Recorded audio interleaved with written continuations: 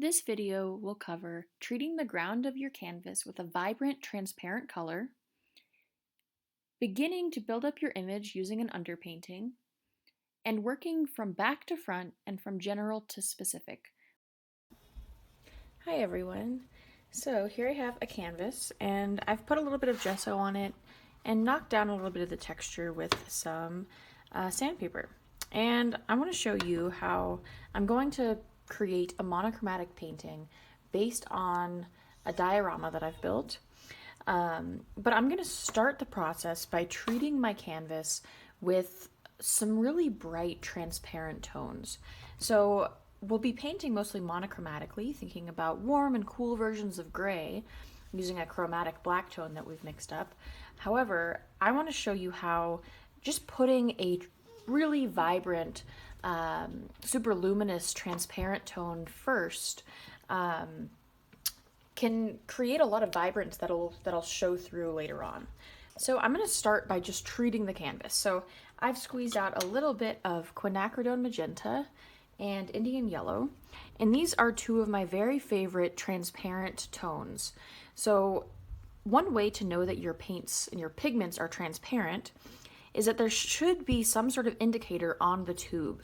So on this one, I have, and on most Liquitex paints, on most Liquitex paints, there will be a square, and the square will either be white, black, or half and half. If it's white, that means it's transparent. If it's black, that means it's opaque. So here's an example of a color with an opaque square, or a filled-in square. So I know that this is transparent, so I know it's going to make a great tone for a really transparent wash, but I also know it'll be great for glazing, which is something that we'll get into later on for this project that I'm going to show you. And so on Golden brand, you can tell the transparency by looking at the back of it. So you'll see here, it'll show you, there's kind of like a meter of how transparent, matte, thin, and tinting this is. So I know that this is a pretty transparent tone. And so I've got some quinacridone magenta and Indian yellow tones here.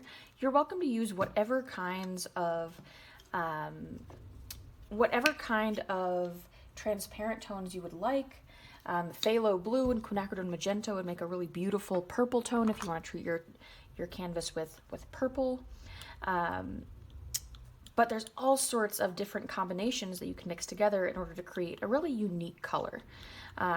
So throughout the course, I really want you all to focus on, whenever possible, making your own unique color that is totally yours. So we can use colors out of the tube, just straight out of the tube, and they can be really lovely.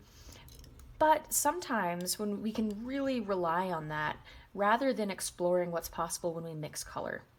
So whenever possible, I want you to try to mix up your own unique colors. So I'm making this really vibrant orange tone. So quinacridone magenta is slightly more of like a crimson, sort of blue leaning red. However, when I mix it with some Indian yellow, it can create a really beautiful, almost like brick red tone.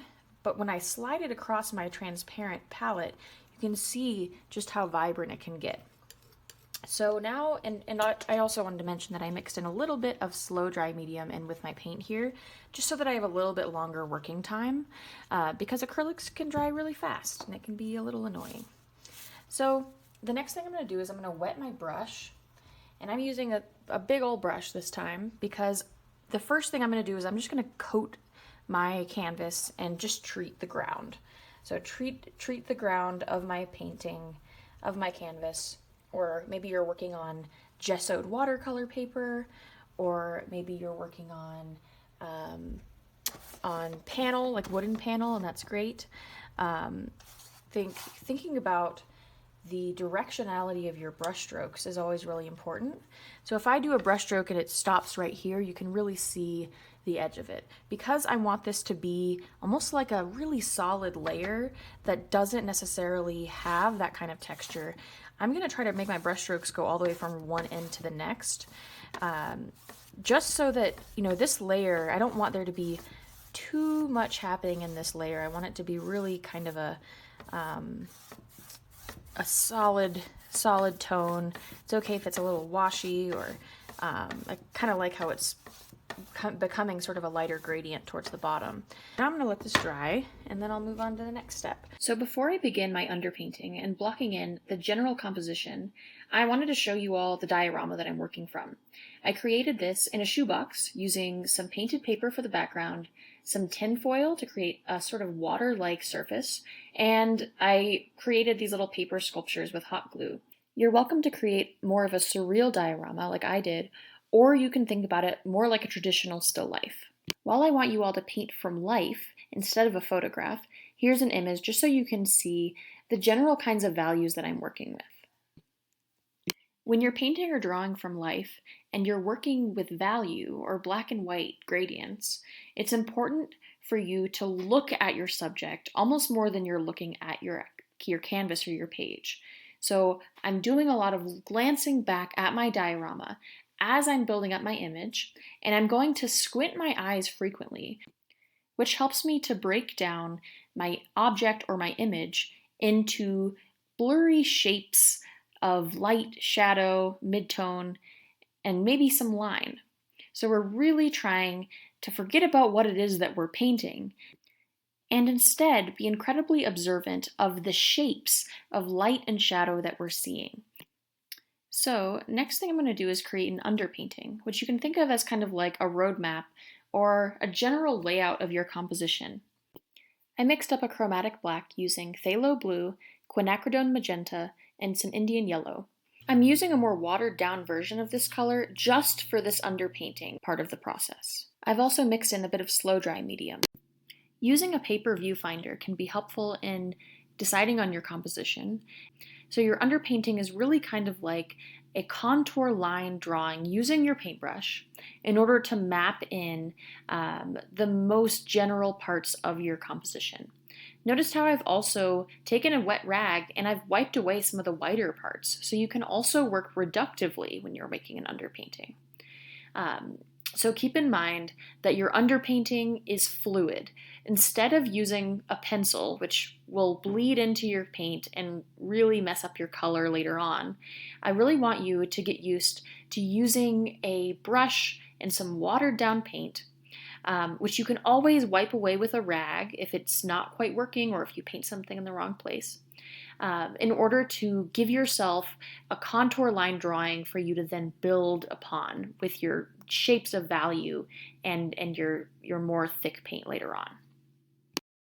Refer to the last exercise if you're curious or having trouble mixing a chromatic black tone. My chromatic black tone is really kind of like a deep neutral blue tone. It's totally fine if your chromatic black is sort of leaning towards like one color or another. I also added a little bit of Indian yellow to some of my gray, so that way I can play with the temperature of the gray tones that I'm building up. I'm working from back to front, and I'm beginning by laying in a gray tone that matches the value that I'm seeing in the background, as well as the surface of the entire painting. Because I plan on glazing over this painting later, I'm going to exaggerate some of my highlights or my lighter tones in the painting, just a bit. Notice how when I go through and put in the values for the background as well as the ground that the objects are on, that I'm painting right on top of my underpainting.